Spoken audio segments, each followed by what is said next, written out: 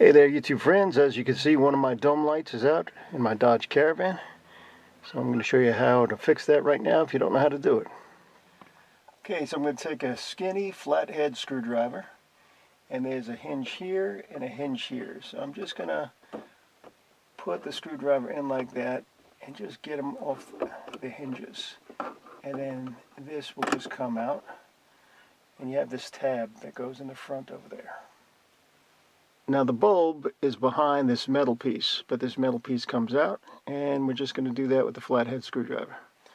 Again, with the flathead screwdriver, I'm going to guide the screwdriver against the metal part, and there's a clip, so we just got to push it out like that. See the clip right here? So just push that clip in, and we just pop it out.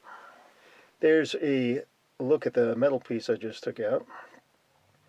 When you put it back, the side on the left is going to go towards the front of the van, and the side on the right with the bigger clip is going to go towards the back of the van. So you just want to remember how it goes back. And there is a shot of the bulb. I'm going to take that out right now and go to the auto parts store and get a new one. But first, I'm just going to show you how it comes out, and it just pulls out. The bulb is just held in on each side with clips. So if you just get your hand in there and kind of bend one out of the way, you can pull it out, and then the other one will come right out, and there it is. These are the new bulbs, Sylvania 578 Long Life. I got two of them for about 10 bucks.